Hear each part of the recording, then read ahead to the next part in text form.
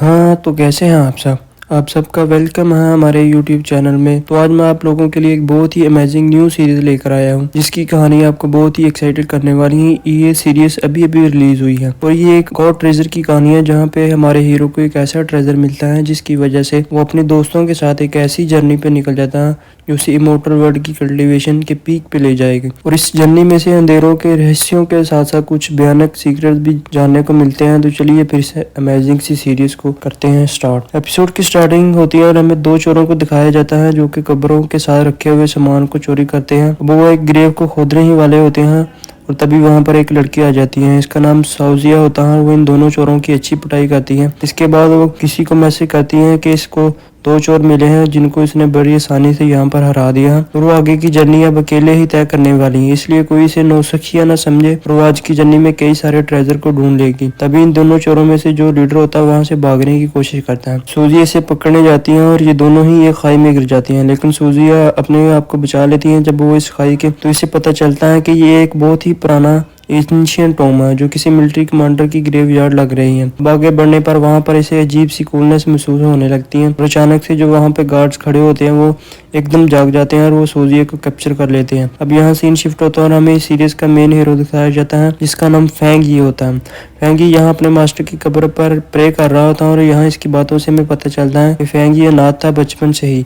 इसके मास्टर ने इसे पाला था, इसके कारण इसे प्राचीन किताबों के साथ साथ एंटीक की भी काफ़ी नॉलेज थी और इसी नॉलेज के कारण इसने अपने दोस्तों के साथ मिलकर एक एंटीक और आर्टिफैक्ट वाली शॉप ओपन की है। लेकिन अब तक इसे इस लॉकेट के रहस्य के बारे में नहीं पता चला जो बचपन से ही इसके गले में था और इस लॉकेट को वो कबाला बोलता था। आगे वो इस कबाला लॉकेट के बारे में बताता है और इसकी रहस्यमय शक्तियों के बारे में इसे तब पता चलता है जब एक दिन किसी बिल्ली को बचाने के कारण एक गाड़ी के नीचे आने ही वाला होता है कि तभी कबाला की शक्तियाँ एक्टिवेट हो जाती हैं और खुद को एक नए स्पिरिचुअल वर्ल्ड में पाता है जहाँ पे वो मिस्टीरियस कल्टीवेशन मेथड की प्रैक्टिस करता है और इसके कारण अब इसके अंदर एक ऐसी मार्शल आर्ट की पावर आ जाती है जो इसे सुपर ह्यूमन बना देती है। और तब से लेकर आज तक कबाला इसे हर तरह की डेंजरस सिचुएशन से बचाता आ रहा है, लेकिन इसे रहस्यमय ट्रेजर की जानकारी अब तक यहाँ फेंगियो को नहीं पता चलती। इसका रीजन क्या है और वो कहाँ से आया है, इसके बारे में भी वो कई सालों से जानने की कोशिश कर रहा है। अब आगे वो अपने ख्यालों से बाहर निकलता है जैसे इसे एक कॉल आती है और इसके दोस्त इसे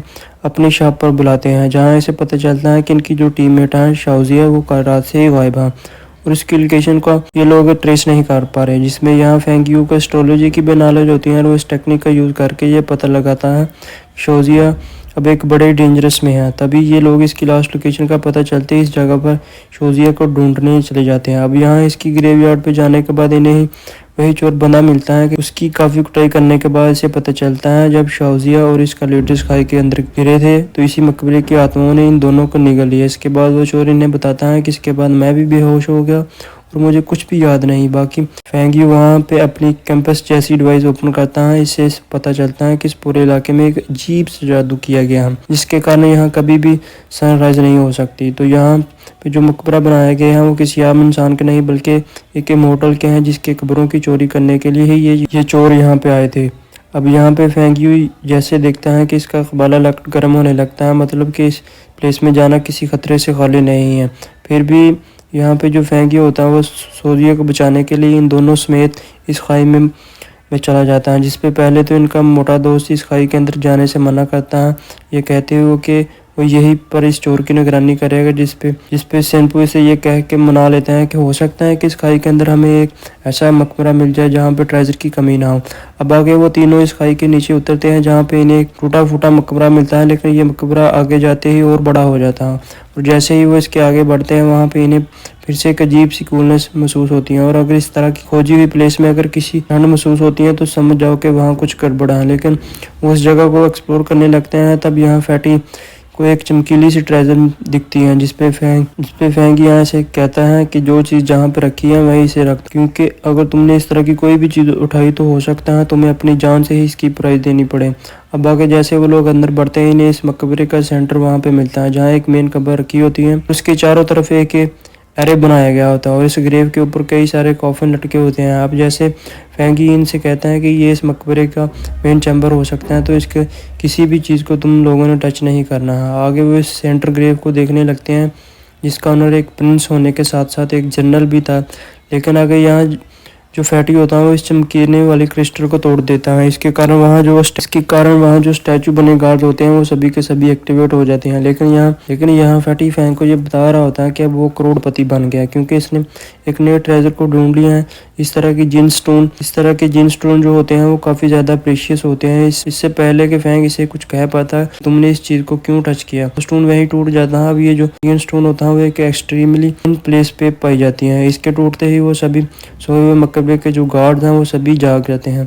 अब यहाँ वो किसी ज़ॉम्बी से कम नहीं लग रहे होते, वो सारे के सारे गार्ड यहाँ इन तीनों पे अटैक करते हैं। इसका सामना वो सभी लोग कर रहे होते हैं, लेकिन यहाँ जो फेंगी की पावर्स होती हैं वो इस तरह की डेंजरस सिचुएशन में इसका कबाला लाकट के कारण और भी ज़्यादा इंक्रीज हो जाती हैं। और यहाँ हम इसकी मार्शल आर्ट की पावर को भी देखते हैं, जो कि सिर्फ 1 सेकंड में सारे के सारे गार्ड को फ्रीज कर देता है। लेकिन यहाँ फेंगी ने बताता है कि इस जगह की सबसे खतरनाक चीज़ यहाँ की नेगेटिव एनर्जी है। इसने सारे गार्ड को यहाँ पे एक्टिवेट कर दिया है। सबसे बड़ी बात यह है कि जो इस मकबरे का ऑनर है, इसने जानबूझ करके अपने आप को इस डार्क प्लेस में दफनाया है। इसका मतलब बस यही हो सकता है कि ये एक इमोर्टल है। इसने इमोर्टल होते हुए भी ये नहीं चाहता कि किसी भी हाल में इस दुनिया में दोबारा से रीइंकार्नेटेड हो, मतलब कि दोबारा से जन्म ले सके। एंशियंट बुक में ये पाया गया था कि इस तरह के जो ग्रेवयार्ड्स होती थी वो कुम्बेरियन डायनेस्टी में ही बनाए जाते थे, जिसपे अब सेनपू इसे कहने लगता है कि अगर ये वही लेजेंडरी कुम्बेरियन डायनेस्टी के ग्रेवयार्ड हैं तो हमें इस कब्र को खोलकर देखना चाहिए कि यहाँ पे कौन है। ये लोग वैसे ही कहते हैं, लेकिन इस कब्र के अंदर हमें सोजिया लेटी हुई दिखती है। लेकिन यहाँ सोजिया पर नेगेटिव एनर्जी पूरी तरह से हावी थी और यहाँ वो अजीब तरीके से हंसते हुए इन पर अटैक करना शुरू कर देती है। यहाँ पे लगातार वो अपने भाले से फेंगी पर अटैक कर रही होती है कि तभी यहाँ फेंगी सोचता है वो इस सेंटर गेव के तलिस्मान एरिया को यूज कर सकता है। जैसे ही वो इस तलिस्मान एरिया को एक्टिवेट करने के लिए आगे बढ़ता है, यहाँ सूर्य इस पे फिर से अटैक करती है, इस पर सेनपू और फैटी सूर्य का ध्यान भटकाते हैं। तब तक फेंगी इस एरिया को एक्टिवेट कर देते हैं। इसकी सारी की सारी लाइट एनर्जी सूर्य पर पड़ती है और इसके अंदर से नेगेटिव एनर्जी रिलीज होने लगती है। लेकिन तभी वो एरिया अचानक से बंद हो जाता है, क्योंकि ऊपर लटके हुए जो कॉफिन होते हैं इस एरिया पे गिर जाते हैं। लेकिन यहाँ फेंगी सूर्य को हिट करके बेहोश कर देता है, जैसे पूरा ग्रेवयार्ड यहाँ पे कोलैप्स करने वाला होता है। तो चारों यहाँ से बच के निकल जाते हैं। आगे यहाँ सीन शिफ्ट होता है और हमें वापस से शॉप का सीन दिखाया जाता है। यहाँ पे सूर्य अब भी बेहोश पड़ी हुई थी। यहाँ फेंगी ने बताता है कि इसने सूर्य के अंदर जितनी भी नेगेटिव एनर्जी थी, इसने अपने कबाला मंत्र का यूज करके इसे वापस तो निकाल दिया है, लेकिन फिर भी इस डार्क प्लेस के मैजिक सर्कल को रिवर्स करने के लिए इसे पूरे 1 मंथ लग जाएंगे। इसके बाद ही सूर्य के शरीर के अंदर जो कूलनेस है वो पूरी तरीके से बाहर आ पाएगी और तब तक हम लोग कुछ भी नहीं कर सकते। कि तभी फैटी इनको कुछ बताता है कि इसने इसी जिन स्टोन के बारे में कुछ सर्च किया है। इस तरह के एक्सट्रीमली जिन स्टोन ऐसी जगह ही ग्रो होते हैं जिस जगह पे ये एनर्जी काफी ज्यादा स्ट्रांग होती है। अब ये सुनते ही फेंगी उनसे फौरन कहता है कि जब ऐसी बात है हमें सबसे पहले मिस्टर एमिंग को ढूंढना होगा। ये एमिंग कौन होता है और फेंगी उसे क्यों ढूंढना चाहता है, ये हम जानेंगे इसके नेक्स्ट एपिसोड में। तो आप लोगों को ये आज का एपिसोड कैसा लगा मुझे कमेंट बॉक्स में जरूर बताइएगा। इस न्यू सीरीज की कहानी आप लोगों को कैसी लगी है, मुझे ये भी बताना ना भूलिएगा। हाँ, लाइक सब्सक्राइब लाजमी करना। तो ठीक है, फिर मिलते हैं अगले एपिसोड में।